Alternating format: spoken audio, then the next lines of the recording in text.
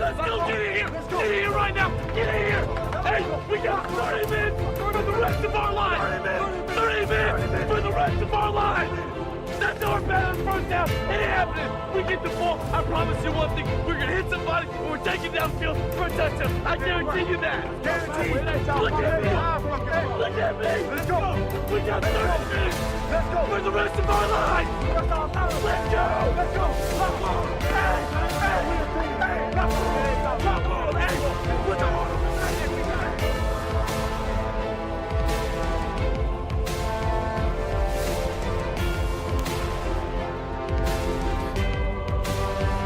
Welcome, everybody, to another episode of DC Sports Daily. This is your host, Corey Thesson, alongside Jack Maestri. Just another lovely day in the nation's capital here. We're going to talk mainly, actually, I think all about the Nats today. Another all Nats all the time kind of episode here. We got a couple things to cover. Maybe. I mean, leave it up to Jack. However he's feeling. That's true. I kind of just throw new topics out there. And I have to say segue into it. Segue. So, we should just get a soundbite that says Segway. Or an ad. Or sponsorship from Segway. No, like the scooters? We promise to ride the Segway into every episode. We'll do it live. Oh, we will tweet it live at DC Sports Daily P1. We will live tweet the crud out of that. So before we get started on today's episode, we can talk about last night real quick. Last night? Oh, what happened last night? You mean this morning? Because we're on the West Coast, right. And I hate when we play on the West Coast. All I want to do is sleep by the fifth inning, and I can't. But well, sometimes you can. Yeah, if we're winning a lot. But we weren't winning by a lot last night.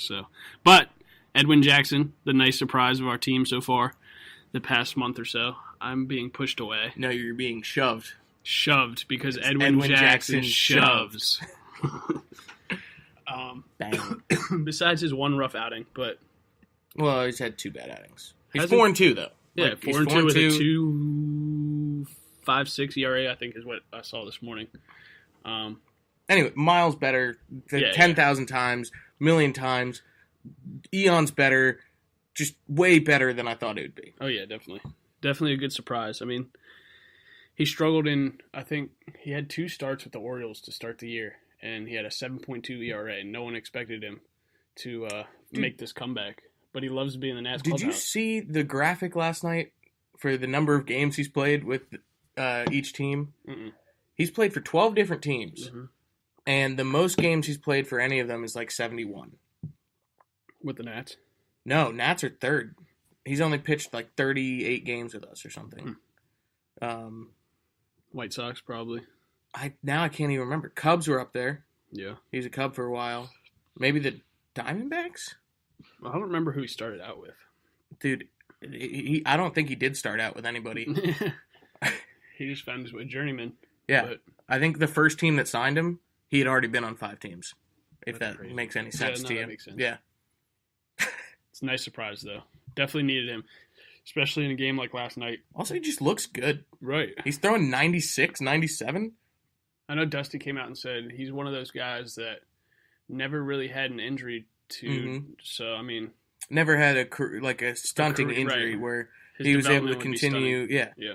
So he's still got a healthy arm, and mentally he's probably as experienced as any pitcher in the league right now. Yep. Sometimes he hangs sliders over the middle of the plate. But you know, every pitcher does. do that, yep. So it was nice to see another 7-inning performance out of him. He gave up like 10 hits, but he only threw like 88 Dude, that's pitches. what he does. He scatters hits. Yeah. Oh, well, actually, FP, shout out to FP, the best commentator in the game. Good Lord, I wanted to hit him He, last night. there goes no hitter. He is saying that, damn, I lost my train of thought because of FP and his horrible commentating. He was saying, nope, it's gone. It's 100% gone. Edwin? Yep. He was talking about Edwin, but that thought is 1,000,000% gone. Oh, he was not saying it about Edwin. He was saying it about the Padres. That their young team, they have nothing to play for right now, but so they just come out and hack. And do swing. Yeah. They were full swing mode. It didn't matter the count. It didn't, primarily on 0-0 counts, they were hacking like it was a 3-0 fastball down the middle every time.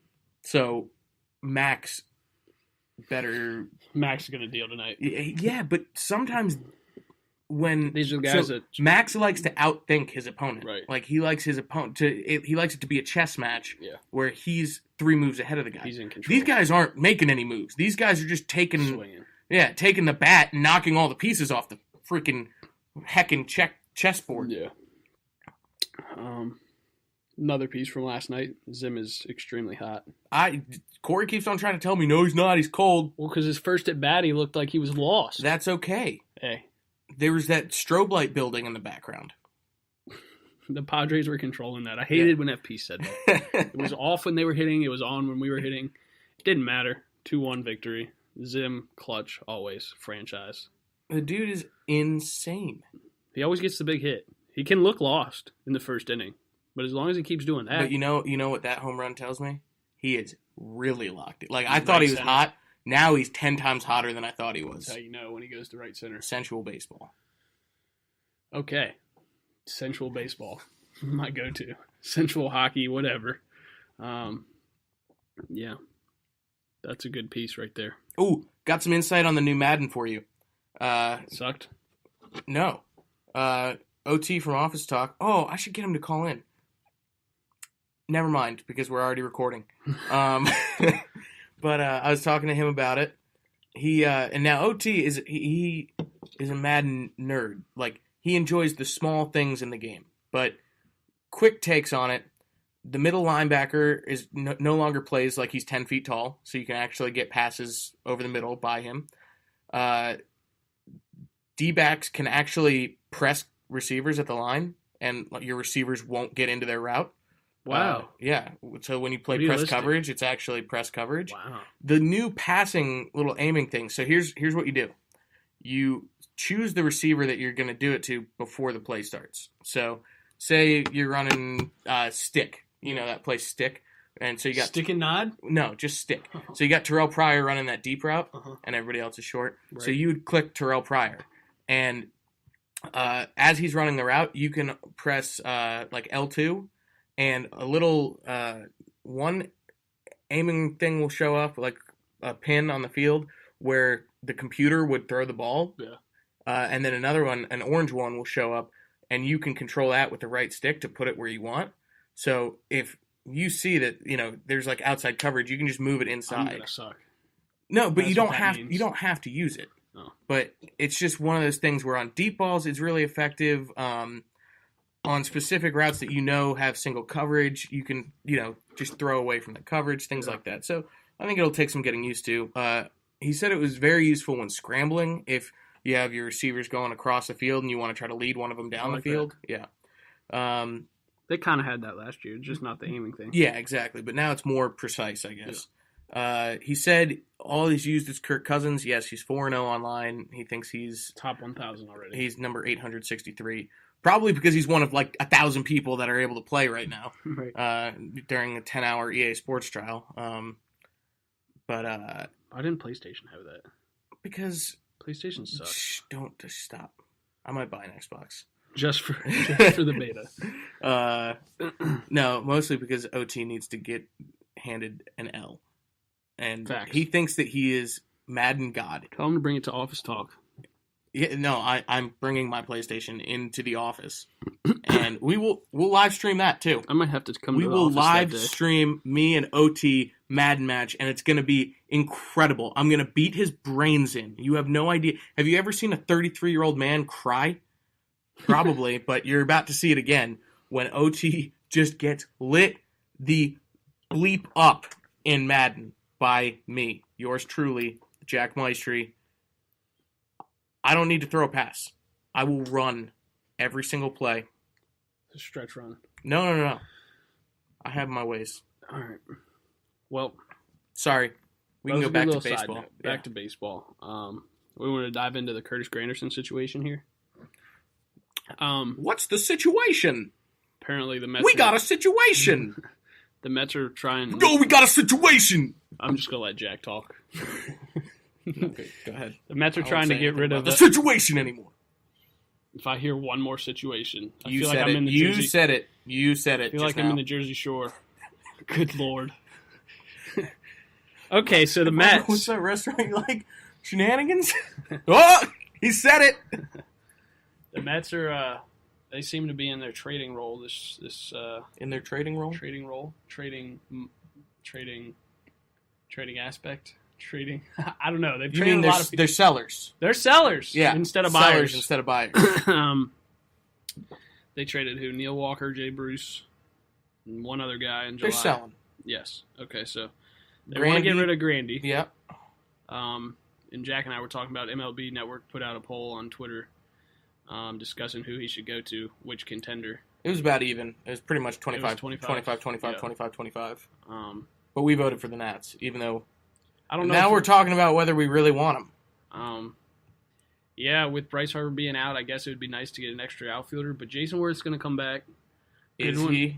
Maybe not, but Goodwin will come back. Is he? Goodwin will definitely come back. He's young, except he's really not young anymore. He's like 50. 28. 28 rookie or something. 28-year-old rookie. But looking at Granderson, yes, he has 19 home runs. Pop! Hit a grand slam last night. He got popped. That would be nice to have out there, but I just don't think he is what he used to be. Dude pops like Orville Redenbacher. He's still playing center field, so that means he can definitely still play the outfield. Yeah, he's fast. He's an athlete. He still steals bases. But do you want to? I think he's still all around, but he didn't play consistent this year. I don't know if he's in left field. He catches the balls that Adam Lynn doesn't catch, and Jason Worth. But so looking at his, trying to pull up his slash right now. Oh, that's good. He's batting .228. Good. 337 at bats. He has 77 hits. Yes, that would equal his batting average. Right. 52 RBIs, 19 homers. Bang. So those two things. That's all I needed to hear. Sign him. Sign him up. He's ready. Call him up. Trade for him. He's had 4 stolen bases. Give up Victor Robles. That's the one time I wouldn't waive Victor Robles for him. You know, Bryce got waived. Really? Yep, and Anthony Rendon. Apparently teams... I was reading everybody an article waives about this. Everybody? Literally, teams just waived their whole team. Just to field offers? offers? Because it's revocable waivers. So if he does get claimed, you just like, no, he's off of waivers now. Yeah. And that's why most teams won't claim a Bryce Harper, because they know they're not getting Bryce Harper. Right. But they, you can see which teams do try to claim him. So you'll know down the road, if you are trying to deal, who has legitimate interest. But yeah, I read an article that was like, don't freak out that Bryce Harper just cleared waivers. Really? Yeah. I'm trying to see. Would he just be a rental? Bryce? No. Curtis Granderson. I don't know what his contract situation is like. If he is a rental, we're 100% not trading for him. Because Mike Rizzo doesn't roll like that. Well, except for all our relievers that we ever trade for. Except for Madson and Doolittle. Okay, well, we're desperate with them. Yeah. Papelbon wasn't a rental. Good Lord. Well, while you're looking that up, I'm going to go ahead...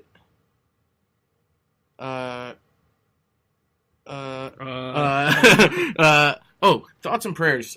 Big thoughts and prayers. To the learners. Yeah. It's kind of, it's good news, bad news for Mark Lerner. It just came out. They just released this that he's been dealing with leg cancer. And after some treatment that they thought was working and then ended up not being completely effective, he went through with an amputation procedure, and he's now cancer-free. So Mark, for those who don't really keep track of the ownership's attendance, Mark is he's the member of the Lerner family that really is the public face of ownership. He's at every game pretty much, which is why it's been strange not having him at the games this year. But I think that'll be a big moment when he's able to come back for his first game. That'll be cool. So, Granderson's an unrestricted free agent in 2018. So does that mean it is a rental? Unrestricted free agent in 2018. So that means he's done after this year, right? Or does that mean he gets another year?